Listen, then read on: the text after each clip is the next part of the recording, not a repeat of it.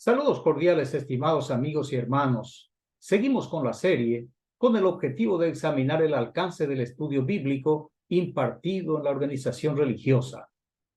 El estudio, como siempre, es presentado con una exégesis neutra e independiente, fuera de toda confesión religiosa y libre de cualquier dogma. El título de esta quinta lección es El método de enseñanza bíblica. Como introducción al tema, y a fin de entender la complejidad de la materia, le presento a seguir las 4 fuentes doctrinales en puja en la Biblia cristiana o Nuevo Testamento.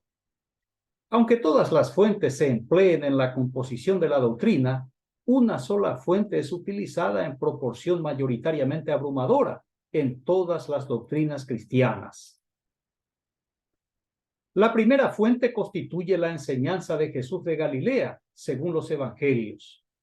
Mateo capítulo 28, versículos 18 al 20, y voy a leer en la versión de la Biblia textual, edición 1999.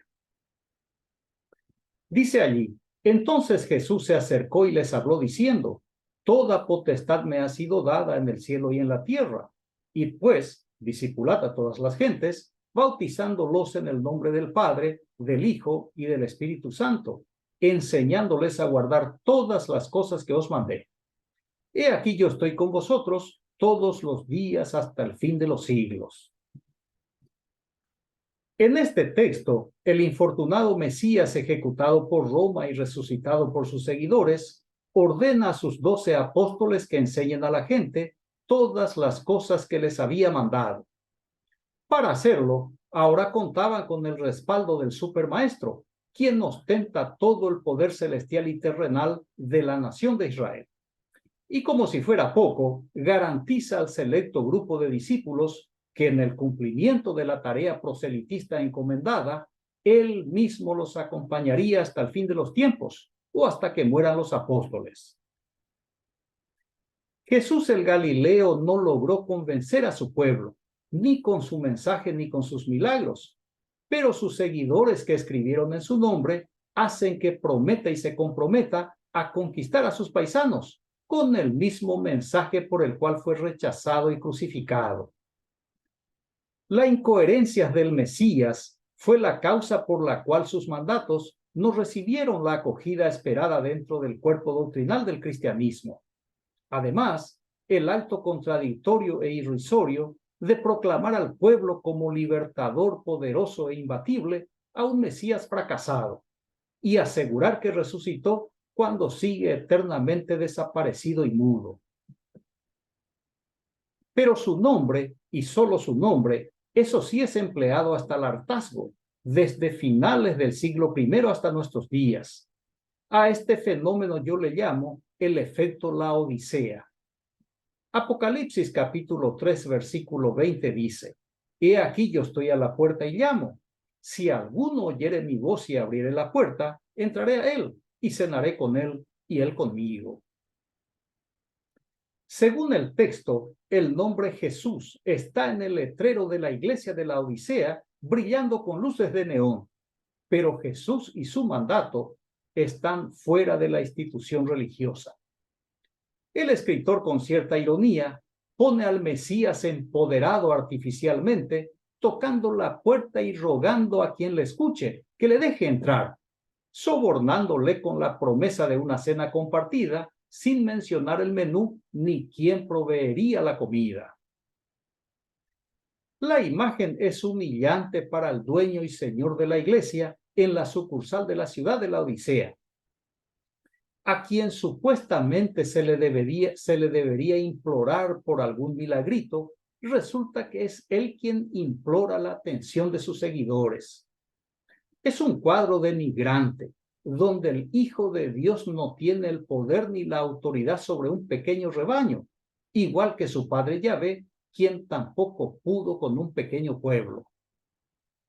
El efecto Laodicea sigue presente en las iglesias cristianas al emplear el nombre de Jesús con el solo objetivo de atraer a la gente, y con su doctrina crean discípulos de Pablo.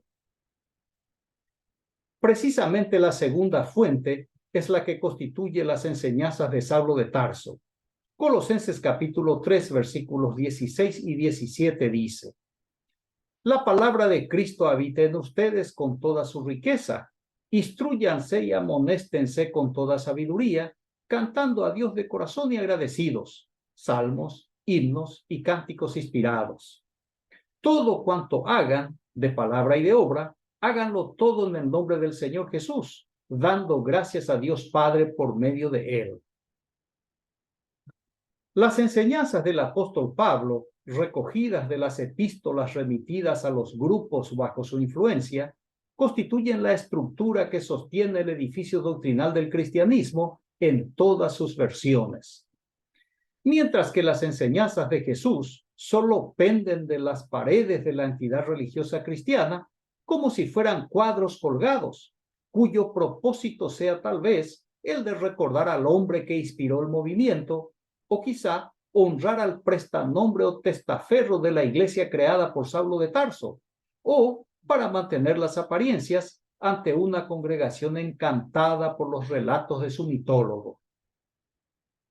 La orden de Pablo en este texto, que el Cristo de su producción ideológica sature la mente de sus seguidores, es aplicada mediante un proceso de adoctrinamiento permanente, que se inicia con el discipulado doctrinal, se refuerza con la escuela bíblica dominical y se exige su cumplimiento a través de los sermones semanales, como veremos en breve. La tercera fuente constituye la ley del Dios edomita Yahvé según la Biblia hebrea. Hebreos capítulo 4, versículo 12 dice: Pues viva es la palabra de Dios y eficaz, y más cortante que espada alguna de dos filos. Penetra hasta la división entre el alma y el espíritu, articulaciones y médulas, y discierne sentimientos y pensamientos del corazón. Este texto es una propaganda religiosa recogida de la experiencia sacerdotal posexílica, de que la supuesta palabra del Dios Yahvé, atribuida a él por los judaítas que le eligieron, es muy eficaz para amedrentar, amansar, alienar y controlar a la gente. Por tanto, no es de sorprender que ciertos preceptos del Dios bipolar Yahvé hayan sido incorporados en la doctrina del cristianismo. Justamente las palabras de Yahvé o sus leyes o preceptos o normas son defendidas por el ala fundamentalista, el segmento más radical del cristianismo. La cuarta fuente constituye la enseñanza de los apóstoles de Jesús de Galilea. Judas capítulo 1, versículo 17 dice: Pero vosotros, oh amados, acordaos de las palabras dichas anteriormente por los apóstoles de nuestro Señor Jesucristo.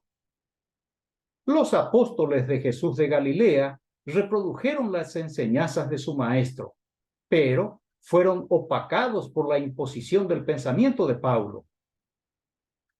A pesar de ser testigos calificados y por ende portadores del mensaje de primera mano, sus testimonios fueron silenciados completamente en la Biblia cristiana. Muy bien, en un breve resumen comparativo, tenemos que para la comunidad del autor de la carta a los Hebreos, la autoridad doctrinal ejerce el Dios judaíta Yahvé. Para las comunidades de los evangelios, el poder doctrinal ejerce el Hijo del Dios judaíta Yahvé, Jesús de Galilea. Para la comunidad de Judas, el mando doctrinal es ostentado por los apóstoles de Jesús de Galilea. Y para la comunidad del apóstol Pablo, el estatuto doctrinal proviene de Cristo, una figura de su propia inspiración creada para los intereses del Imperio Romano. De estas cuatro fuentes, la doctrina que impera en el cristianismo es la que fue elaborada por Saulo de Tarso, a tal punto que el cristianismo es una religión paulina de cabo a rabo. A modo de ejemplo, le comparto un fragmento de la carta de Pablo a su pupilo Tito. Tito capítulo 1, versículos 9 al 11. Le dice allí: retenedor de la palabra fiel que es conforme a la doctrina, para que también pueda exhortar con sana doctrina y convencer a los que contradijeren, porque hay aún muchos contumaces, habladores de vanidades y engañadores de las almas, mayormente los que son de la circuncisión, a los cuales es preciso tapar la boca, que trastornan casas enteras, enseñando lo que no conviene por torpe ganancia. Pablo afirma que es un fariseo celoso de la ley de Moisés. Sin embargo, está en guerra con la creencia de sus compatriotas al pretender imponer su nueva doctrina cristológica, la que choca de frente con el pensamiento religioso judaíta de su época. De igual manera, las iglesias en general libran una guerra fría entre ellas, justamente por diferencias doctrinales tan profundas que las torna insensibles e irreconciliables. Con esta aclaración en mente, veamos el método de la enseñanza bíblica en la iglesia. El texto que sirve de base al estudio está en el libro de la ley o la Torá, en Deuteronomio capítulo 32, concretamente los versículos 1 y 2. Dice allí: presten oídos cielos y hablaré, escuche la tierra las palabras de mi boca. Como lluvia se derrame mi doctrina, caiga como rocío mi palabra, como suave lluvia sobre la hierba verde, como aguacero sobre el césped. Este texto, acuñado por el reino de sacerdotes de Yahvé en la fase posexílica, fue utilizado con éxito para adoctrinar y dominar a la clase campesina. El autor inteligentemente crea una escena en que el Dios Yahvé ordena a los seres celestiales y terrenales que le presten atención, porque su palabra está dirigida a la población de Judá y a los seres que habitan su cielo, el cielo judaíta. El acto solemne es un presagio de la importancia del mensaje. El texto refleja el interés de la clase dominante en que el pueblo sea atraído y atrapado por la ley de Yahvé, el Dios escogido y manejado por el grupo de poder. Porque una vez adoctrinada la clase campesina, será dirigida y controlada mediante las supuestas normas divinas, las cuales siempre van acompañadas de promesas ilusorias y amenazas reales. Según el texto, el método de enseñanza bíblica implementado por los sacerdotes judaítas posee dos elementos esenciales, inspirado en la cantidad y en el ciclo de precipitaciones pluviales. El primer elemento es la intensidad o profundidad de la materia impartida, y el otro elemento es la frecuencia con que debe ser enseñada. Así, la profundidad de la materia y la frecuencia de las clases se obtienen al observar el fenómeno natural cíclico, la lluvia, el aguacero, la llovizna y el rocío. La metáfora de la lluvia es bastante gráfica. Al ser una caída de agua más tupida o copiosa, equivale a la al adoctrinamiento intensivo, del nuevo adepto reclutado por el grupo. Es una suerte de baño doctrinal al iniciado en la fe, hasta dejarle empapado con las nuevas creencias. Mediante esa lluvia de informaciones, se transforma a la persona en un discípulo, porque acepta, abraza y se compromete con el credo del grupo y con la institución que le cautivó. La metáfora del aguacero o chubasco es muy significativa, porque es menos intensa que la lluvia, es breve y es sorpresivo. Esta comparación equivale a los seminarios o talleres, los cursos y conferencias, actividades cíclicas cuyo objetivo es saturar y cautivar la mente del discípulo con la doctrina y asegurar que no sea seducido por la creencia de la competencia, evitar que se vuelva al mundo de la libertad o al mundo de la cautividad en otra entidad. La metáfora de la llovizna es también importante porque se caracteriza por la constancia y la suavidad. Equivale a la escuela bíblica dominical o a las células, donde se refuerzan las enseñanzas de la doctrina. Por lo general, una revista de tirada trimestral es la que sirve de guía para tratar temas de interés del grupo, proveyendo respuestas doctrinales a los misterios y desafíos de la vida. Cada miembro debe comprar su revista trimestral y, sin saber, está financiando el costo de publicación y distribución del material. La metáfora del rocío es igualmente relevante, porque se produce durante la noche en la estación primaveral y otoñal principalmente. El rocío se corresponde con los sermones semanales de mitad y fines de semana. El predicador generalmente aborda temas de interés de la iglesia o algún hecho relevante ocurrido en la sociedad o entre sus propios miembros y lo vincula con la doctrina para exigir obediencia a los dogmas con el fin de mantener la cohesión del grupo y defender la doctrina de ataques eventuales. En las 4 ocasiones presentadas se martillan 2 clavos necesariamente. El primer clavo es el énfasis en la entrega o santidad o sumisión o sujeción u obediencia de cada miembro participante. El objetivo es garantizar la unidad del grupo y evitar el éxodo del rebaño. El segundo clavo es el énfasis en la obra proselitista, de ganar más y más adeptos con el fin de contar con más recursos humanos disponibles y de recaudar mayores ingresos. Muy bien, este método tiene por objetivo el cambio radical y definitivo en la vida del individuo, un cambio mental y conductual causado por la creencia, siendo la doctrina el instrumento que altera el pensamiento y el comportamiento de la persona sometida por el grupo. El apóstol Pablo ordena dicha transformación a sus lectores de Roma.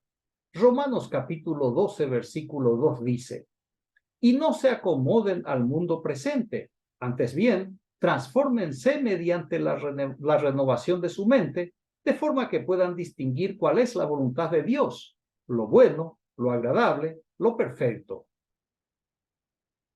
Pablo ordena que nadie siga la moda vigente en la sociedad, que vacíen la mente de ese modo de vida mediante la transformación mental a través de su doctrina.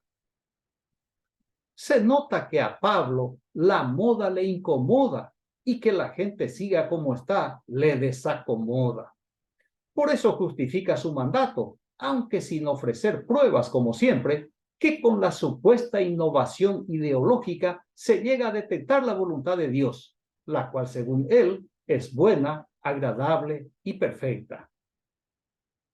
La pregunta que surge es: ¿cuánto tiempo debe durar el proceso de renovación mental? ¿O hasta cuándo? Pablo responde en Efesios capítulo 4, versículo 13. Dice él: hasta que todos lleguemos a la unidad de la fe y del conocimiento pleno del Hijo de Dios, a un varón perfecto, a la medida de la estatura de la plenitud de Cristo.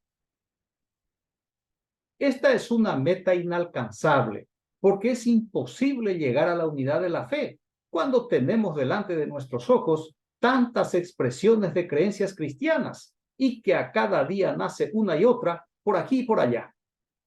Lo cierto es que la unidad de la fe a nadie le interesa ni lo desea, porque acarrearía pérdidas a las instituciones religiosas, pérdida de control, pérdida de identidad doctrinal y denominacional, incluso la pérdida de su propiedad. De igual manera, llegar al conocimiento pleno del Hijo de Dios es también imposible, porque ni aun Pablo sabía qué cosas más podría añadir acerca del Cristo por él creado. Siguiendo su ejemplo creador, cada iglesia genera al Cristo de su conveniencia. Además, la estatura de Cristo es ficticia, es una figura literaria que no puede salir de las páginas en la que fue enaltecida y nunca pudo ni podrá demostrar el poder que le fue atribuido. Por todo eso, nadie se gradúa de la escuela bíblica dominical, donde el discípulo es un eterno aprendiz y la enseñanza de su doctrina dura toda la vida hasta la muerte. Con esta metodología de estudio sin fin, el apóstol Pablo busca evitar que el creyente mire a su alrededor y descubra que está atrapado en una falacia doctrinal que le garantiza la libertad completa y eterna, mientras le mantiene cautivo dentro del muro de sus dogmas. Efesios capítulo 4, versículo 14 dice: para que ya no seamos niños fluctuantes, zarandeados por las olas, llevados a la deriva por todo viento de doctrina, por la astucia de hombres que emplean con maestría las artimañas del error. El riesgo al cual Pablo apunta es el estado de indefinición del rebaño, y eso es peligroso, no para el discípulo, sino para la comunidad beneficiada con su contribución. Así que se le debe arropar con la doctrina, se le debe vestir y revestir con los dogmas, para que no le afecten los vientos producidos por otras doctrinas, que no le hagan tambalear y caer, y le arrastren a tierra firme, a la tierra de la realidad, a la tierra de la libertad. Pablo advierte a sus lectores sobre la astucia de hombres que emplean con maestría las artimañas del error.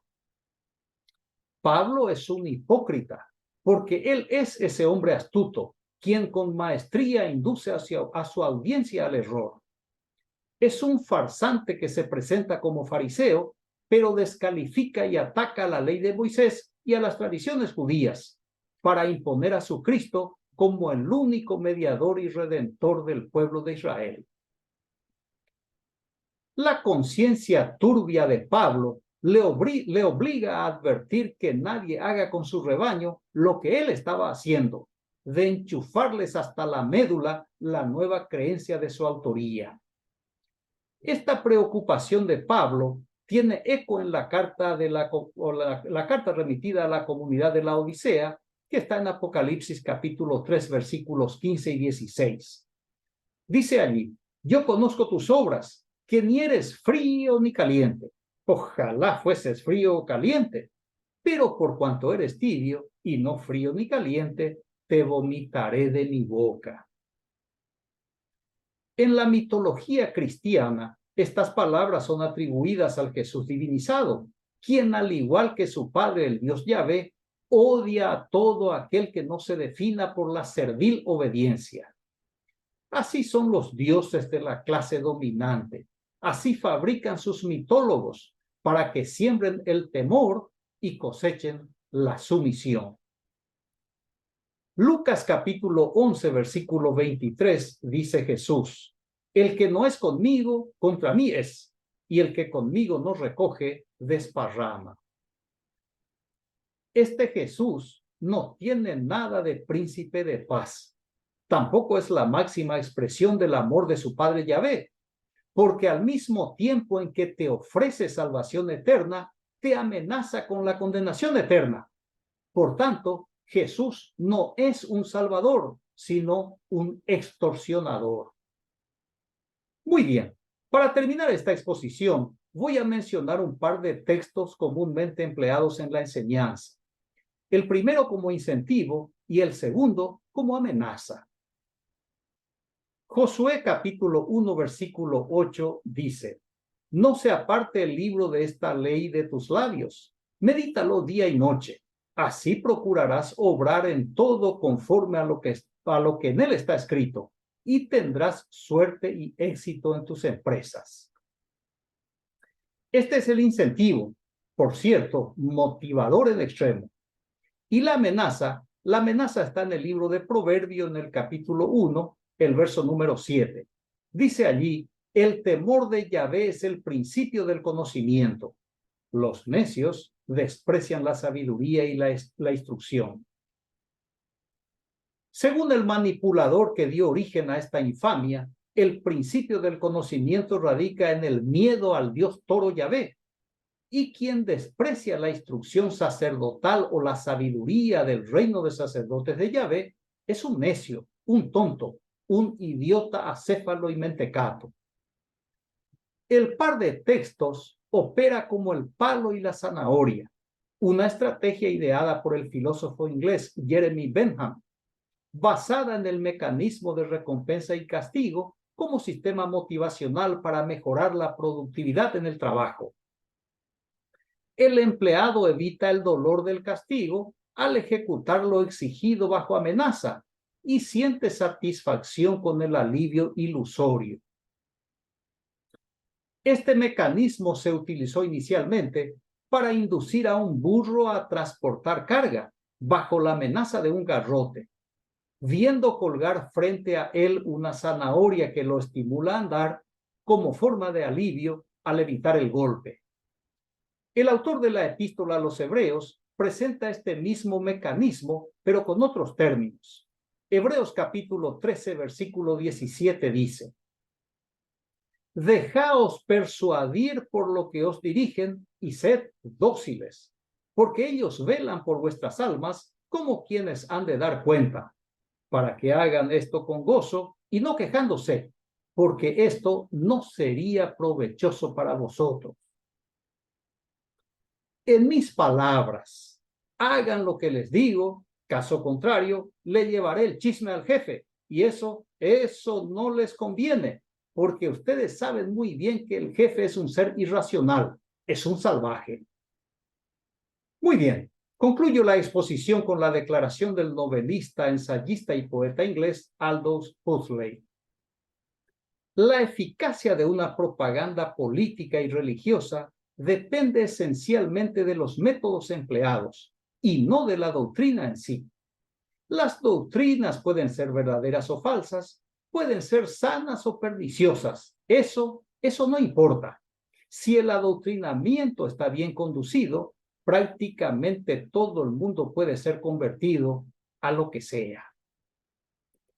Agradezco su amable atención. Reciba un fraterno abrazo y hasta el próximo estudio. Gracias.